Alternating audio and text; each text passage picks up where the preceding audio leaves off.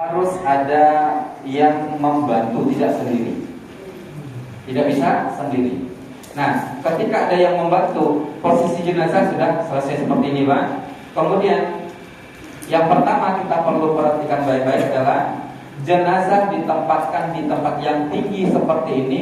Tujuan pertama agar tidak terkena oleh najis atau ada tanah. Yang kedua, agar air yang selesai kita siramkan dia langsung turun, langsung ngalir ke bawah, nggak nyantol lagi di badan dia.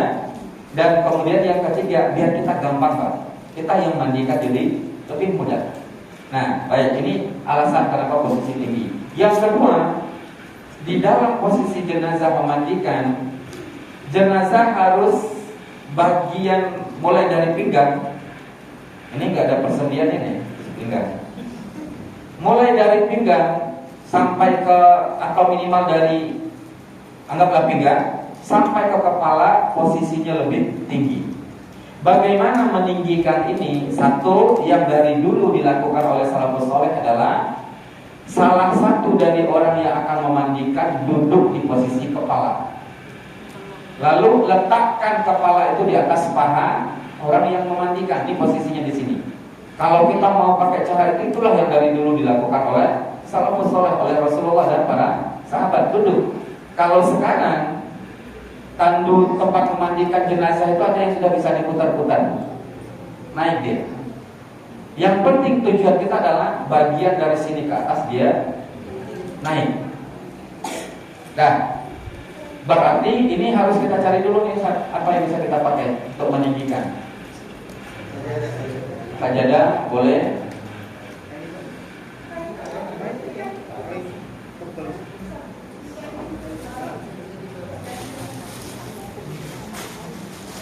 Anggap saja ketinggiannya sudah cukup. Tuh, nggak ada persendiannya, Pak. Nah, baik. Bismillahirrahmanirrahim. Yang pertama, harus ada, Pak, satu atau dua yang ikut bantu, walaupun jenazahnya nggak asli. Ustaz jamaah nanti kalau Ustaz ikut bantu, berarti setiap ada fardu kifayah Ustaz harus kesini. Kita minta dari beliau-beliau yang bantu. Kalau beliau ini udah pakar dalam menyelenggarakan jenazah. Nah, baik. Ustaz biar nampak oleh jamaah dari kiri kanan saja. Baik. Pertama, setiap kita harus pasang sarung tangan. Pasang sarung tangan. Kemudian yang kedua, kalau bisa pakai masker. Karena jenazah kalau masih biasa-biasa, Pak, standar enak, Pak. Misalkan mau dilenturkan tangannya, dikeluarkan isi perutnya, gampang. Kan banyak jenazah yang meninggal dalam keadaan sakit, perutnya udah bolong-bolong, busuk. Itu kalau nggak pakai masker, Pak, keluar bau-bau yang busuk, bisa-bisa dua jenazahnya. Jadi sarung tangan, yang kedua adalah masker.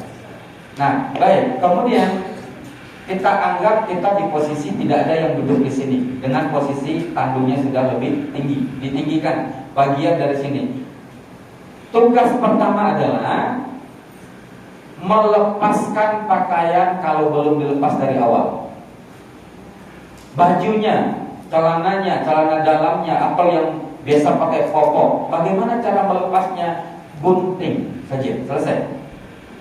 Oh, bajunya baju mahal ini, kalau gunting sayang, gunting.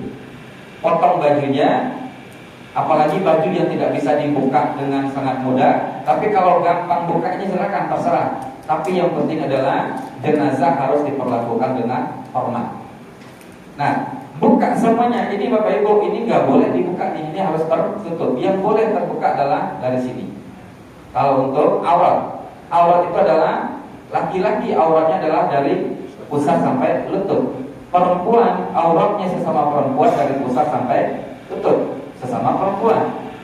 Jadi auratnya perempuan sesama perempuan itu, yang penting perempuannya juga muslimah. Nah, buka nih. Kemudian dipotong sampai selesai. Setelah dipotong, lepas.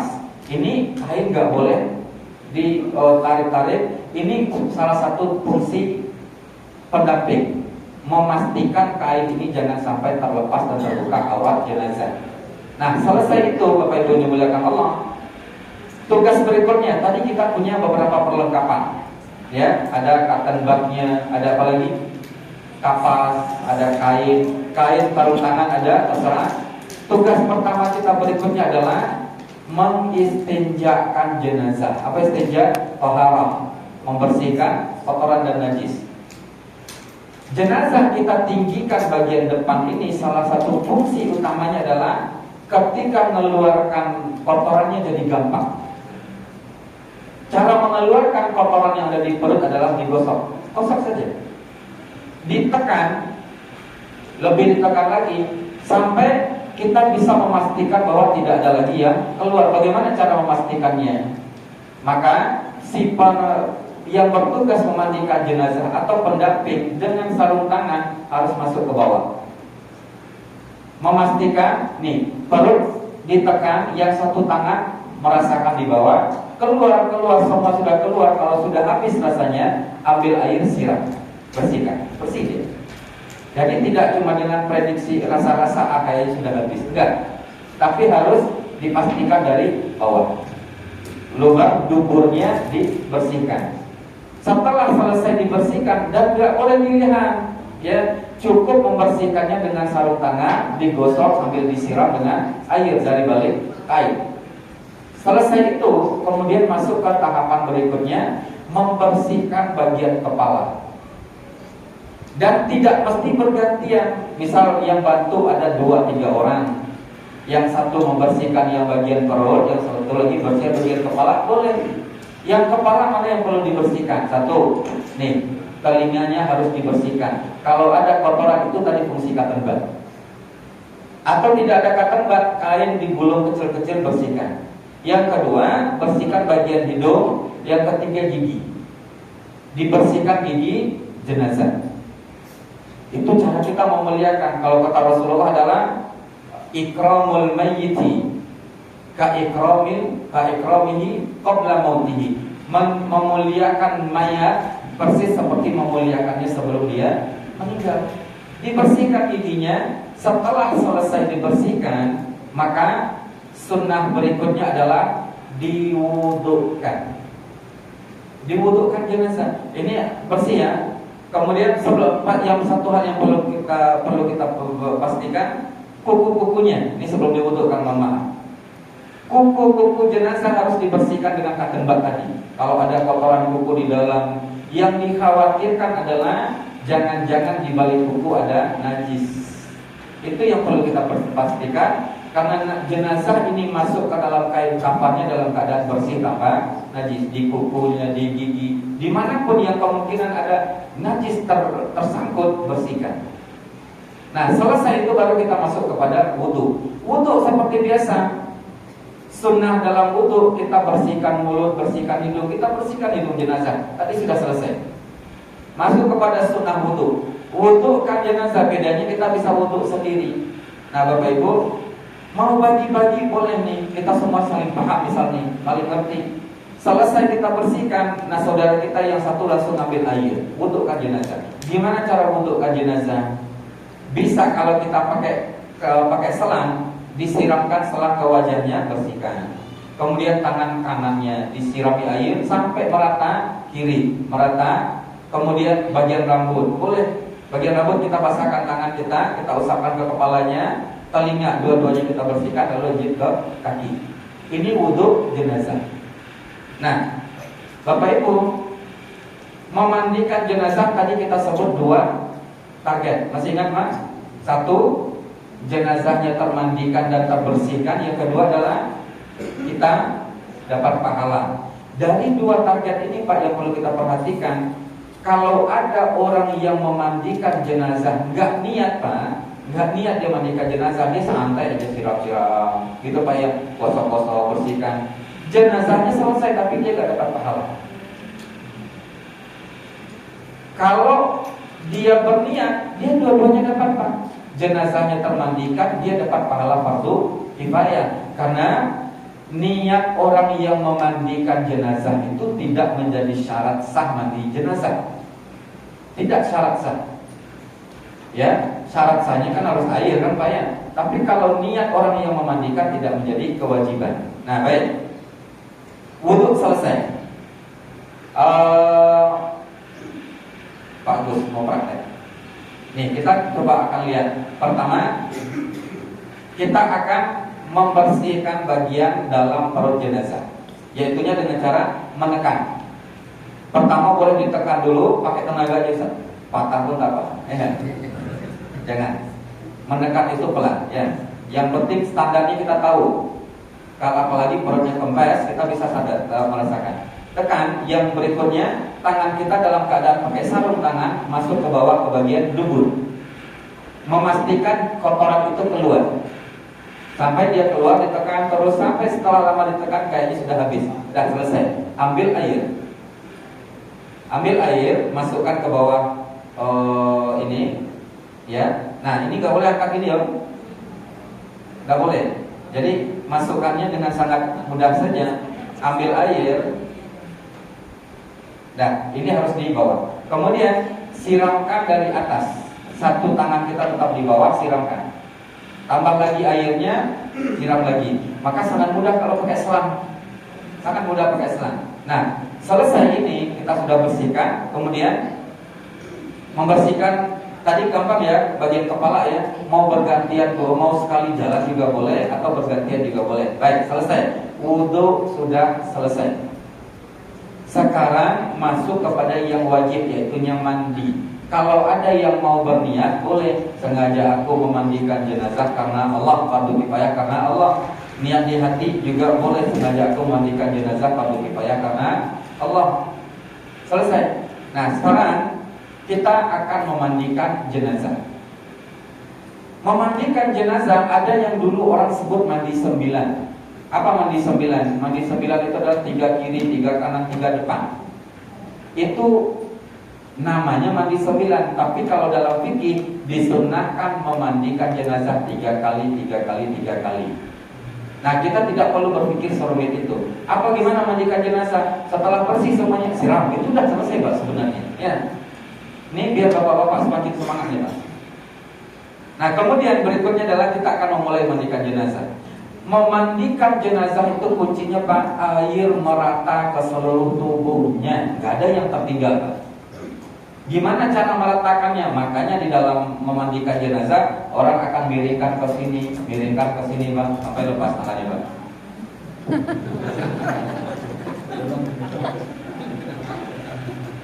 Baik. Nah, kita akan memulai memandikan jenazah. Yang pertama kita sudah siapkan air nih ya. Sudah siapkan air. Miringkan jenazah ke arah kanan. Nah, silakan, Pak. Nah, ini pentingnya ada orang di sini nih. Sangat memudahkan. Kalau ada orang di sini dia akan memudahkan untuk memiringkan. Yang dimiringkan seluruh badannya ke kanan. Nah, lihat, Pak. Ketika dimiringkan ke kanan, lihat ada aurat yang terbuka. Itu nggak boleh. Itu tugas pendamping, memastikan kain itu tetap berada di dalam posisi menutup auratnya. Nah, begitu mau dimiringkan ke kanan, ini sengaja ditarik saja ke sana, sudah selesai, Pak. Ini boleh kita buka. Ini kita buka. Bisa jadi di tangannya di luar, boleh. Nah, kemudian dimiringkan ke kanan. Setelah dimiringkan ke kanan, siapa lagi, Pak, yang mau bantu, Pak? Satu lagi, Pak. Dia mudah saja, Pak.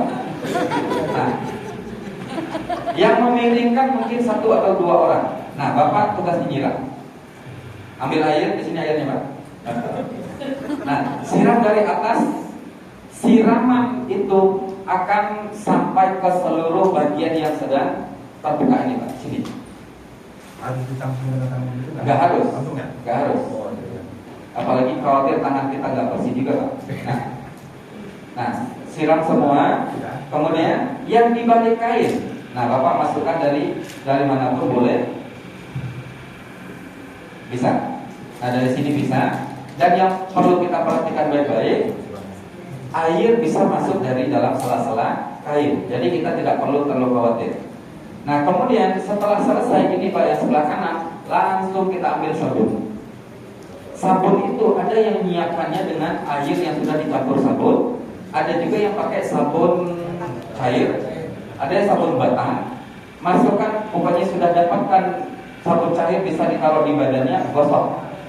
Semua yang masih terbuka di posisi atas yang memungkinkan digosok, gosok. Kemudian dari depan gosok semua. Setelah selesai digosok, siram. Disiram. Ini selesai, miringkan, ditelentangkan kembali, miringkan ke kiri. Ini tugas kita nih, jaga air.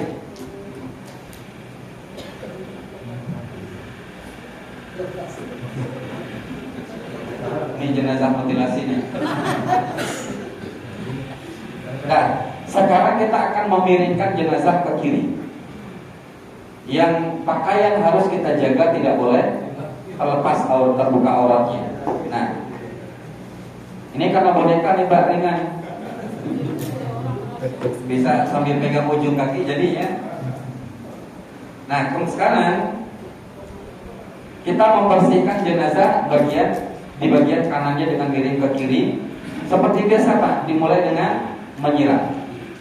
Ini boleh dibuka, bukan auratnya.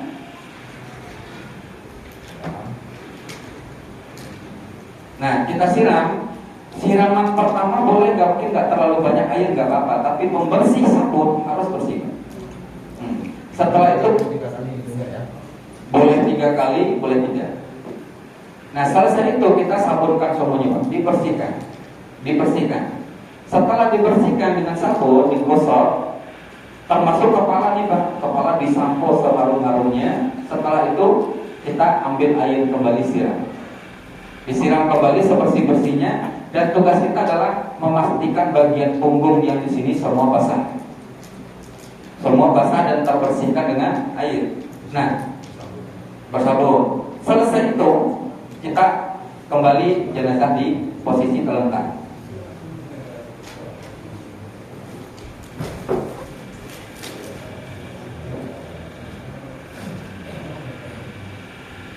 Sekarang Pak, yang belum selesai di bagian depan.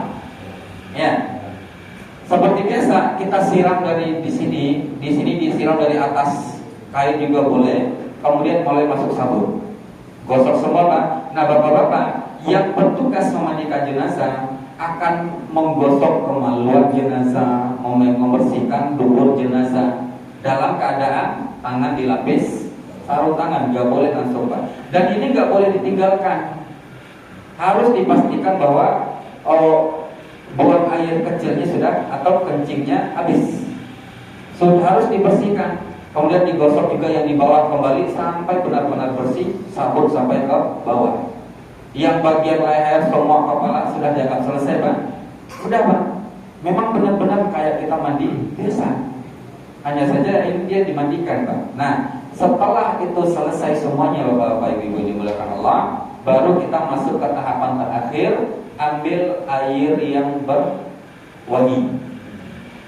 Ambil air yang ada wangi-wangian, tutup jenazah dengan kain yang ada, siram dari atas. Jadi wangi-wangi itu di akhir. Disiram dia dari atas semuanya sampai habis, sampai airnya siram merata. Wangi ini hukumnya sunnah, agar jenazah ini harum sebelum masuk ke kuburan. Dia disunahkan, bukan wajib. Andai tidak ada, mudah-mudahan sabun tadi sudah bisa membuat dia harum. Tapi kalau ada, Rasulullah melakukan demikian. Irsilhu bima'in wa sidrin, kata Rasulullah. Basuh atau mandikan jenazah itu dengan menggunakan air dan pewangi-wangian. Nah, disiram. Di sini kita punya ada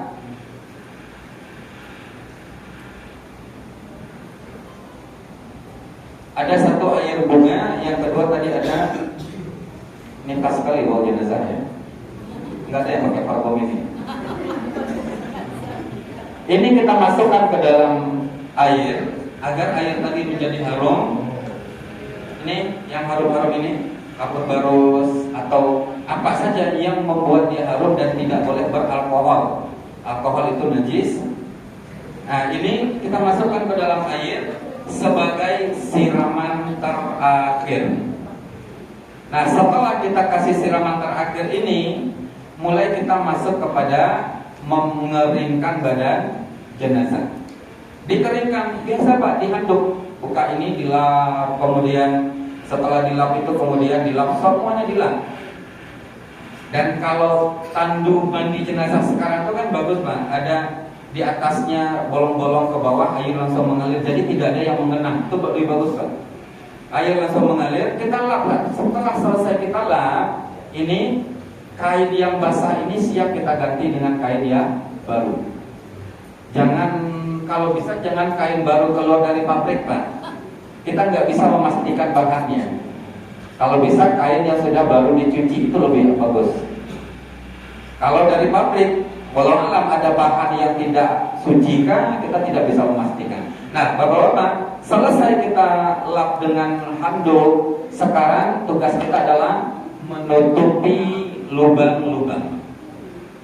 Mana yang perlu kita tutup? Yang pertama adalah lubang anus. Itu yang perlu kita tutup. Ditutupi lubang anus dengan kapas secukupnya, sampai tidak ada lagi yang bisa keluar dari lubang tubuhnya. Yang kedua yang perlu kita tutup adalah, andai di telinga ini ada darah-darah yang keluar, ada jenazah yang darah keluar dari telinga, bersihkan darahnya, bersihkan lagi, masih keluar, bersihkan lagi. 3 kali pembersihan, tutup dengan kapas. Setelah ditutup, selesai. Nah, jenazah sudah berpakaian penutup yang baru, badannya sudah kering, sudah selesai kita mandikan. Kalau sudah begini Bapak-bapak, maka kita dianggap sudah selesai memandikan jenazah. Dan kalau sudah selesai, kita sudah siap untuk memindahkan jenazah ini ke tempat pemasangan kain kafan. Nah, dia sudah dianggap bersih. Ada yang ragu Pak? Untuk ganti kain Indonesia itu sembarangan atau bagaimana? Dan bahasa Indonesia. Oh, bebas. Kain itu bebas. Kain ini belum kain kafan, hanya kain penutup saja. Kalau kita biasa di sini kita pakai kain batik, ya.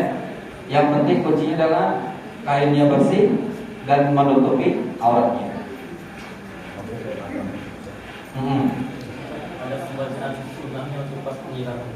Ada bacaan sunnah pas penyiraman. Sebenarnya Bapak Ibu ini dimuliakan Allah, di antara hadis yang datang dari Rasulullah adalah bagaimana sunnah menyentuh jenazah. Tadi Bismillahirrahmanirrahim, kita pejamkan matanya, itu dia. Kenapa orang merasa sulit memandikan jenazah? Karena banyak doa-doanya, saya nggak hafal. Nggak ada Pak. Ya, mandikan jenazah, kita di toilet baca doa di toilet nggak boleh. Ya, mandikan jenazah adalah meratakan air ke seluruh tubuhnya. Ini teorinya Pak. Langkah berikutnya setelah ini adalah menumbuhkan mental, kata Bapak tadi ya. Gimana menumbuhkan mental? Sering-sering ikut Pak. Kita biasanya kalau ada jenazah yang ada orang meninggal dunia, kita seringnya di luar rumah. Kita nggak tahu info di mana dimandikan. Kalau bisa ikut selalu, setiap ada memandikan jenazah kita ikut di dalamnya. Nah, sampai kita bisa ngerti dan paham bagaimana cara memandikan jenazah, tumbuh mental sendiri bahwa konsepnya adalah memandikan jenazah itu mudah, tidak sulit, tidak perlu kepakaran khusus. Yang penting adalah tahu, punya mentalnya, itu saja Pak. Ya. Nah, baik Bapak-bapak, ini kita sudah selesai memandikan jenazah dan kita anggap jenazah sudah bersih. Dan saat kita pindahkan ke tempat pemakaman, ke tempat pemasangan kafan, yang perlu Bapak-bapak ketahui baik-baik adalah sebelum mengangkat jenazah, sarung tangan semua harus dilepas. Karena sarung tangan ini tadi kita pakai memandikan jenazah. Saat kita akan memegang jenazah sebelum dipindahkan ke kafan, boleh jadi di sarung tangan kita masih nempel sesuatu yang tidak suci. Bersihkan sarung tangan kita, lepaskan. Kita mau menaruh jenazah ke tempat pemasangan kafan dengan tangan yang tidak beralas, sudah boleh bersih. Sarung tangan sekarang itu banyak yang plastik, sehingga dia nggak masuk ke dalam tangan. Sering pakai plastik. Kalau di masa Rasulullah pakai kain. Kain itu yang dipakai untuk menutupi tangan. Dan di masa Rasulullah yang perlu dibersihkan sarung tangan ini cuma adalah yang bagian auratnya, kemaluan dan lubang dubur. Yang lain tidak perlu sarung tangan, tapi kita pakai sarung tangan dari awal sampai selesai, boleh, nggak ada masalah. Ya. Nah, kemudian ada bapak-bapak yang perlu diperhatikan adalah orang-orang yang dalam keadaan meninggalnya dalam keadaan sakit, boleh jadi berlubang, kadang bagian tangannya terluka. Yang perlu kita bersihkan adalah najis-najisnya saja. Ya. Nah, kalau di bagian lukanya itu ada darah yang keluar, kita memaksimalkan saja pembersihan, tidak perlu dipaksakan sebanyak mungkin. Nah, selesai itu bapak-bapak, ada sebagian orang-orang kita yang saat memandikan jenazah kita butuh nih Pak. Ini kalau tadi tangan sudah kita lenturkan dari awal, kita gampang angkat-angkat, ditekuk. Ini udah kaku nih Pak, nggak bisa ditekuk lagi nih Pak. Ya, nggak bisa ditekuk lagi. Nah, sudah kelamaan tidak ditekuk dari dulu. Jadi kalau dia bisa ditekuk Pak, kita gampang membersihkan di keteknya, membersihkan di sini gampang Pak. Tapi kalau tidak dilenturkan sejak awal dia meninggal, dia jadi kaku, keras. Kalau sudah keras jarinya begini, ini sela-sela jari yang perlu kita bersihkan, kukunya perlu kita bersihkan, itu sangat ditentukan oleh tindakan kita di awal jenazah itu dicabut nyawanya oleh malaikat. Gitu Bang. Ibu ada pertanyaan Bu?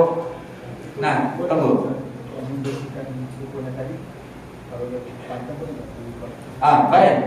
Segala sesuatu yang menempel pada jenazah, bagian tubuhnya menempel di jenazah saat dia sudah meninggal dunia, harus digabung dalam kubur.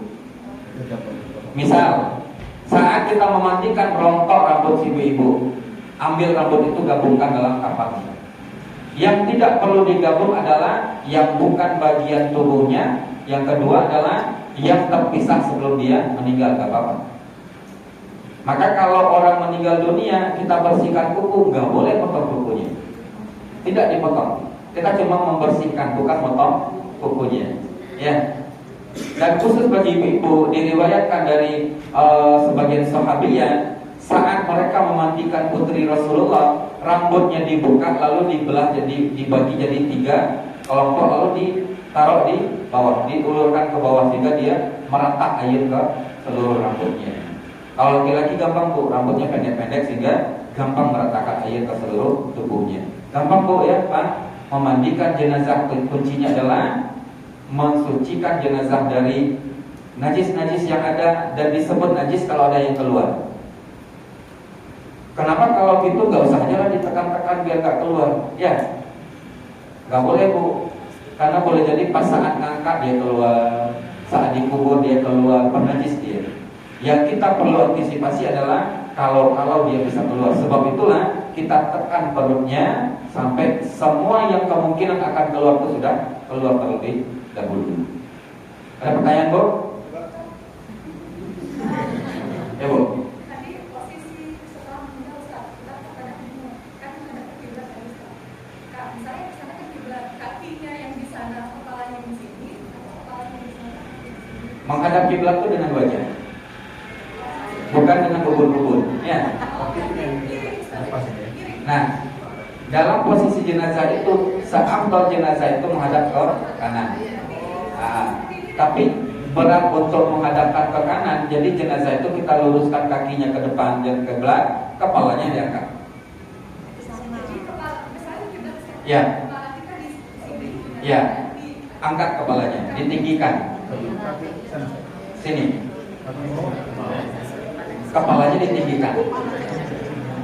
Kalau dalam keadaan jenazah terbaring di rumah juga begitu, ditinggikan kepalanya.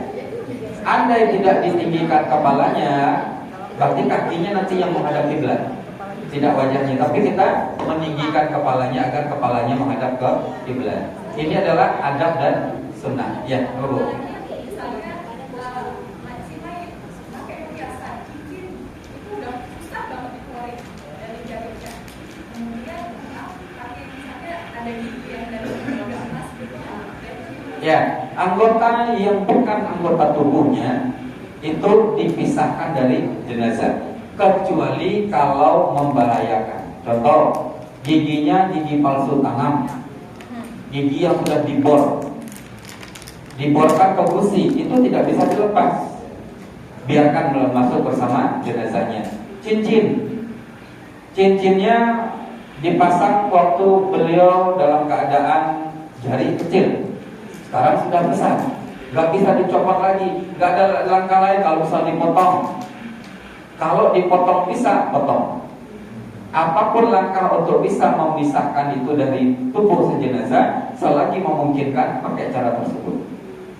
Nah, kalau memang membahayakan seperti gigi palsu yang ditanam itu berbahaya, keras, atau juga yang katanya ada susuk-susuk masuk ke dalam tubuh, atau yang sejenis itu yang dianggap sulit untuk dipisahkan, itu silakan masukkan bersama jenazah di dalam kain kafannya. Baik, teman, salaman. Baik. Jazakumullahu khairan. Ada yang lebih penting lagi, mengafankan jenazah. Gak apa-apa Pak di sini. Nanti kita diskusi beliau. Barakallahu fikum. Saya ucapkan terima kasih. Alhamdulillah, mohon maaf kalau ada salah dan khilaf, semoga bermanfaat. Dan saya setelah ini mungkin ikut pamit, tidak ikut mendampingi Bapak dan Ibu. Assalamualaikum warahmatullahi wabarakatuh.